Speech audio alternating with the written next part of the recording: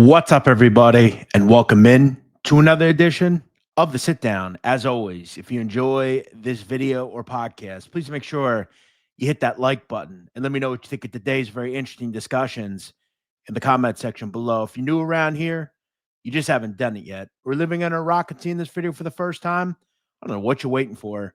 Hit that subscribe button below now so you never miss another sit down video. If you're listening to us currently on iTunes, Spotify, or any other podcast network, please make sure you leave us a detailed review and a 5-star rating. We're also presented every show by our friends at Profit X. If you're wagering on sports right now, whether it's the NBA playoffs, the NHL playoffs, MLB, you're getting ready for football, there's no better place to do it than Profit X. There are a lot of states in America you can't bet on sports currently. Profit X is a betting exchange, and it's likely that your state has the ability to use Profit X. They deliver the best odds in the business, and you're not playing against a sports book. You're setting the odds yourself or betting odds that others create. Do what I do and get the best numbers possible at Profit X. It's available in up to 40 states now. Click the link in the pinned comment. What's up, everybody? Welcome into another show. This is episode 212 of our weekly podcast. I'm your host, Jeff Nadu, and I've done videos for almost 4 years. Today, quite possibly, might be the most groundbreaking show I will ever do. I've recently attained very interesting information about the 5 families. At one point, the 5 families was the governing board for crime in this country. There is no more commission. People like this no longer exist. That said, the 5 families still absolutely operate in New York City. Today, we're going to do what we do every year. We're going to update you on who runs those families, the people that are on the administrations and run the day-to-day. The government has attempted to bring down these groups, and time again, they've been able to succeed. But there's one thing about Cosa Nostra that the government hasn't been able to figure out: how to completely stamp it out. As I said, these individuals are long gone, and the rules and ethics that they live by have also went by the wayside. However, there are still people that run these groups. Let's get into it. The story of the 5 families right now in 2025. Next on the sit down. Now, as I said, the government has done a pretty good job over the years of getting these people off the street, trying to bring them down, but they haven't been able to extinguish them. The first group we are going to talk about is the Bonanno crime family. And there's been a lot of questions over the years who's running this family. We know they waded through some tough waters in the 80s with the Donnie Brasco fiasco, the 3 Capos hit. The power was then taken over by Joey Messino. We know what happened with him and his eventual cooperation. We know the tools of Vincent Basciano that were used. He is serving life. The boss for a long period of time has not changed. It is Michael the Nose Mancuso. Now, some people say Michael is reckless. Some people say he commands power. But there's not a question about who runs this family. The power basis is in the Bronx, and Michael's the guy that does it. That said, will he ever face an indictment again? I don't know. Maybe. I think we could say that in terms of running these families, he's probably the most willing to do what he has to do. That said, again, there's no one that's going to argue that he isn't the absolute power in this family. We've also seen him pop up in photo after photo. He has actually had to go back to prison recently over violation of a supervised release. So again, will he ever go back to prison? I don't know. But right now, he's the power in the Bonanno crime family. The underboss might come as a surprise to some of you, but according to multiple sources I have, the current number 2 in the family is longtime mobster Bruno Indelicato. Now, Bruno Indelicato goes virtually farther than anybody on this list today. We have to understand, Bruno Indelicato took part in the assassination of Carmine Galante in 1979. He has spent a long time in prison, and over the last couple of years, there's been rumblings that he's A, back on the street, and B, on the administration. Some people will tell you that he is the consigliere. That is untrue. According to, again, multiple sources that I've spoken to, they would tell me the number 2 right now is Bruno. And to be quite honest, Bruno is extremely respected. And I think in all the prison time he's done, there's one thing we can say about him. He is stoic. He is straight up Cosa Nostra. And he probably is owed something. I think the Bonanos are taking care of him. Now, as we know, Bruno's father, Sonny Red and Delicata, was taken out by the Bonanno crime family in the early 80s. And from what I understand, that will preclude him from ever becoming the boss of the Bonanno crime family. That said, he is in his 80s at this point. I think is enjoying the second spot in somewhat of a beleaguered family. He would be, though, one of the stronger people in it. The number 3, the consigliere, is said to be alleged Bonanno member Ernest Ernie Aiello. Now, Aiello is no stranger to facing court cases. He has been involved in multiple ones. And I think anybody in the life today will tell you, or anybody that follows it, he's the future of this family. He's still fairly young in the grand scheme of things. He is related to Michael Mancuso. We know that when Mancuso was doing prison time in the 2010s, it was Ernie Aiello firing messages to him. We know that he is a trusted guy. We know that he is allegedly a pit bull type of guy. He's willing to take care of dirty work on occasions. We do know that there is an alleged story that he got into an argument with Michael Meldish at one point. We also know that he was allegedly sent to a funeral home to assault people. We do know that he's willing to put that work in. So, again, most sources will tell you that he is on the administration.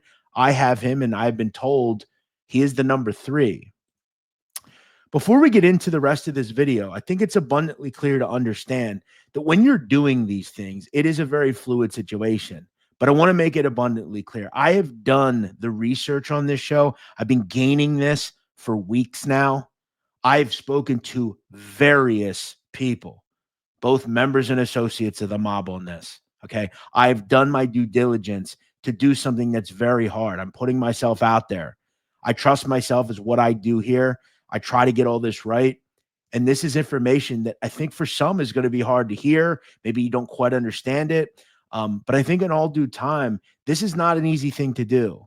And I'm going to say things over the next 20 minutes or so that are going to be very surprising to some of you. Just know that it's not coming from an opinion. This is coming from my ability to try to go out and find sourcing, to not only find sourcing, but multiple sourcing on this. And I want you to make sure you understand that. The next family we're going to get into is the Colombo crime family. We're going to go alphabetically here. And a lot of people will tell you that this family is definitely beleaguered. A lot of these families are. They're not. This is not the 70s. This ain't even the 90s or the early 2000s. This is 2025 in New York City.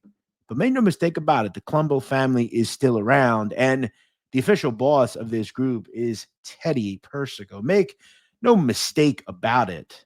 Teddy Persico is the guy in charge, at least on the street. Now, I want to throw something out to all of you. Understand what the Persicos mean to the Colombo crime family. When there are members of that group that are still alive, they're going to be in control. Now, Teddy's on the street. He's free, not per se, but he's not in prison currently. And we have to understand that his cousin, who I think you can make a very strong reason to think that he is still involved in the leadership of this family, maybe in a similar role that Vic Amuso was in at one point, where he is the ultimate, let's say, official guy. Most people will tell you that it's Teddy, but I have strong belief that Ali Boy Persico is still having a say in what goes on. Do I still think he has power? I think he probably would have to. He is the son of Carmen Persico. The problem is he is serving life in federal prison. I will make this clear. I've spoken to multiple people that have done time in facilities where Mr. Persico is. He commands respect. He generally has the keys to those yards. And that's not normal with most mobsters nowadays. He's a really respected guy. He is the son of Carmine Persico. That said, he's never getting out of prison. The guy in the street right now is Teddy Persico. The underboss of this family is Robert D'Onofrio, little Robert. Some people have said that at one point he was maybe some sort of acting boss for this family. Robert goes way back. He's a good earner. He's got legitimate companies. He's respected. He's stoic. He gives a lot of, I think, smooth waters to this family that's had a lot of choppy ones. D'Onofrio is, again, a guy who came up under Wild Bill. He came up under multiple leaderships in this group. He's went to prison for nearly a decade. He is a old school Brooklyn man in a family where Brooklyn rules the roost. The number 3 is a familiar name in this family currently. It's Joel Waverly Cicale. According to sourcing I have, he is the current consigliere of the Colombo family, another person who has done a lot of prison time over the years. Joel Waverly, though, is what I think we all think he is. He is an older statesman of this family. And it's not the first time he's been ruled to be on a administration basis. There was reports years ago that during the early 2000s, he was the consigliere of this family. We've seen him named street boss at one point. We've seen him under all sorts of leadership. If you think he is not on the leadership of this family, I don't really know what to tell you. Joel Waverly is respected. Joel Waverly is there. That said, Joel Waverly's 84 years old. He's been around. He's seen a lot. He's faced murder charges. He was also acquitted of a hit on a NYPD officer. This guy's been around. He's a long-time guy. He's a respected Brooklyn man, just like all the other people I talked about here. He's a perfect number 3 for the Colombo crime family. The next family we are going to get into alphabetically is the Gambino crime family. In my opinion, the absolute strongest family in the 5 families today. I don't think there's a question that they are the number 1 family. We have to look at them as a whole, from top to bottom. Not a family can touch them, at least to me. If there's only other one, it would be maybe the Genovese family. But I think when you look at the family in general, from the top to, let's say, even the captains, made guys, really strong at really every position. They've got a bunch of guys that are making heaps and heaps of money. They're doing things through construction, unions, racketeering. I mean, a lot of really quality sources of cheese, and they're doing it at a high level. Now, history, at least over the last 20 years, has been tried to sell to us that a lot of pundits have claimed that the family's power is in the Sicilian faction. I have strong sourcing that completely say that's not true. A lot of people will tell you that the family's been led by Dominic Cefalu. People will tell you that it was led at one point by Frank Cali. Some people will say it's Lorenzo Mannino. I have a strong belief, okay, and I have strong sourcing on this, that the family is not in power by the Sicilians. I want to explain how I view the Sicilians personally. If you look at across all these families, no other family has a Sicilian group. None. Okay. No family. There's no high level Sicilians at the level. I'm not saying they're not powerful, but we have to understand this isn't Sicily. This is the United States. And I want to relate this. I view the Sicilians as the Cherry Hill Gambinos. I believe they operate similar to how the Springfield faction of the Genovese family operate, where they are on their own level. They have certain people that are under their tutelage, and they have a high-ranking individual that makes the decisions for their faction of the family. The boss of this family is not Lorenzo Mannino. The boss of this family is not Dominic Cefalu. In fact, I've talked to people that have told me they were personally introduced to Lorenzo Mannino, where he indicated that they were told he was a captain. And I believe today, right now, he is a captain. We have had our sourcing that he was possibly the boss at one time, but I've went over this, and this is not the first time I'm going to tell you this. And I know all of you are going to say, Nadu's crazy, but Nadu knows, and Nadu has been told by multiple people, the boss of this family is Gene Gotti. And I know a lot of you are going to say, you're crazy. Well, remember this. You all said I was crazy when I said he was back in the life. And then I was proven correct. You all laughed at me and said, he's on lifetime parole. We found that that wasn't true. He's not on lifetime parole. And I will point back to a video that I did here at the funeral of Onofrio Medico. There was a strong showing from Gene Gotti at that funeral. Gene was stoic. Gene made a point. Gene made it clear with all of his Queens people what the story is. We look at the history of the Gotti family, and I know outside John Jr. or outside John Sr., there's been some embarrassment. But Gene Gotti, make no mistake, is a Gotti, and him and his brother stand on their own 2 feet. You can say all you want. He's not active. He's not this. He's not that. But again, this isn't just me telling you this. I have talked to multiple people that have told me in the street today, this is not just a rumor. And again, why would an individual with the name Gene Gotti show up at a funeral the way he did? I don't want to hear he's just saying hello to a friend. People in this world don't, if they're on, Front Street, they go for a reason. They're doing this stuff for reasons. Gene Gotti, according to many people, is today the boss of the family. The number 2, I believe, is Nicky Carrazzo. And we know this from multiple reporting. In the early 2000s, it was ruled that Nicky Carrazzo was in control of this family. And like I said, my research, my reporting tells me that the Sicilian faction is not in control of this family. They are on their own level, and they have their own little faction. They do their thing. They work together. But the family is led by people that have been here for years. Nicky Carrazzo, in my estimation, is one of the most respected people in the mob today. And we have strong reporting, including some of you who do this on here just like me. You reported that Lenny DiMaria was underboss. I don't believe that's true. Nicky Carrazzo is the underboss. And Nicky Carrazzo is a person who is in the streets. Nicky Carrazzo is respected by many. We know that he had a relationship with John Sr. We know that his brother Jojo was John's driver. Jojo was a consigliere for years. It's conceivable to think Gene Gotti and Nicky Carrazzo are at the top. And I'm being told by multiple people they are at the top. The number 3 man in this family is Louis Valerio. That has been reported. That is true. Louis Valerio is 82 years old. You have to understand that. He's not a spring chicken, but he's the perfect type of consigliere. He bonds relationships. He's obviously a guy who's been around. People like Louis. When we look at this family, look at all the power they have in Brooklyn. Look at the captains they have in Brooklyn. The Manninos, the Giulianos, the Mickey boys. I mean, it's pretty wild. Sonny Chacon. I mean, there's all sorts of guys there. This family from top to bottom is extremely powerful. Extremely powerful.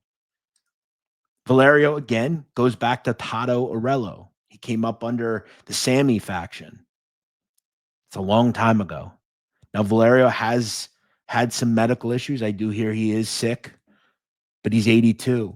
But he's an elder statesman, and he's been given the respect. This has been reported. It's not like I'm the only person telling you this. But this family is being led by Gene Gotti. The underboss is Nicky Carrazzo, and the number 3 is Louis Valerio. Now, I'm sure you're going to wonder, where's Mannino on all this? I have it on strong authority that Lorenzo Mannino is a captain in this family currently.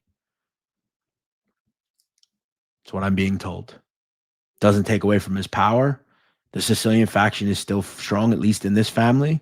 And I think in terms of the Gambinos, I think he runs alongside Cefalu that faction of people.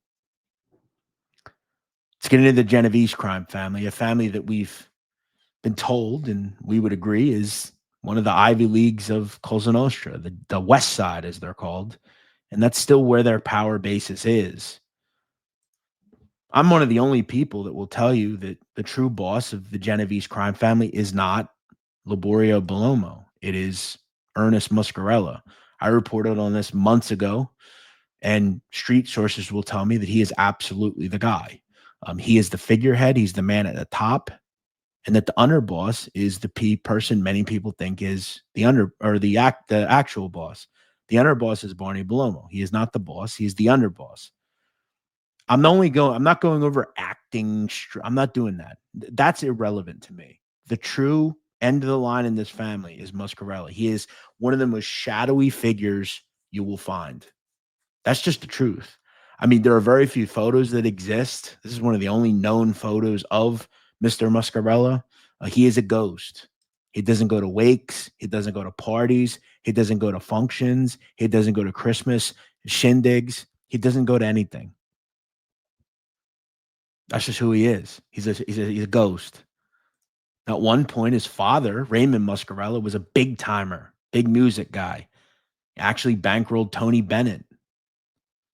Muscarella's been a Bronx guy. He's an upper Harlem guy. That's what he is. Number two is Barney Bellomo, an elusive figure in his own right, but has stepped out a little bit more recently. We've seen him in photos. He's been seen at birthday parties. He kind of feels like a guy who's not the boss. He's a high-ranking guy. He's very respected. Has he been boss at some point? Maybe at one point, but he's not right now. The consigliere of this family is Patsy Borrello, the man from the Bronx. He owns a restaurant, good one up on Arthur Avenue. Another elder statesman, a guy who's been around the block a long time, a guy who's seen a lot in his day, a guy who's been to prison, even recently, did 7 years after being hit on the East Coast LCN indictment. This has been sourced. People have discussed this before. Borrello, sadly, as we know, lost his son many moons ago. He's never gotten revenge for that, and I know he probably hurts. Borrello, I do, from what I understand, is a good guy, nice guy, but he's a respected guy. He's an elder statesman. He's the number 3 in the Genovese crime family, the Ivy League of the mafia, that they say. I think this is a pretty strong group of people. This is a strong hierarchy. When we look at the captains, they've had some trouble. They have a couple of guys that are either behind the wall or just came home. Romanello, Celso, Ralphie Balsamo, Nicky Slash. A lot of those guys are just coming home, bringing up the rear, if you will. But still a very strong administration, a group of people that are still very active and very formidable. The final family we're going to get into today is the Lucchese crime family. And this might be one of the most striking parts of what I'm about to tell you and all that I've told you.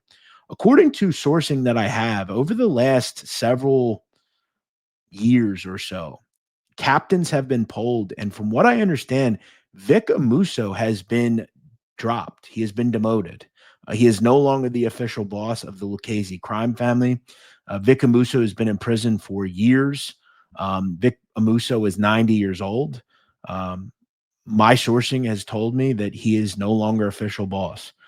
He is now a just soldier. He's a made guy that'll never be taken from him, but he is no longer the boss. And captains were polled, and that happened.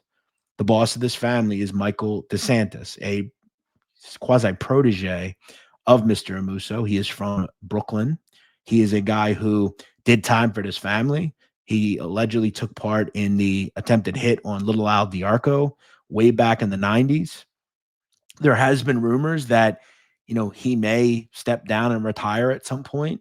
We do know that in 2020, we saw him on surveillance tape in the blue tracksuit on the left, meeting with other high-ranking members of the family, including at the time, Andrew DeSimone, Georgie Neck with the sunglasses on. We do know that Georgie Neck just took a pinch.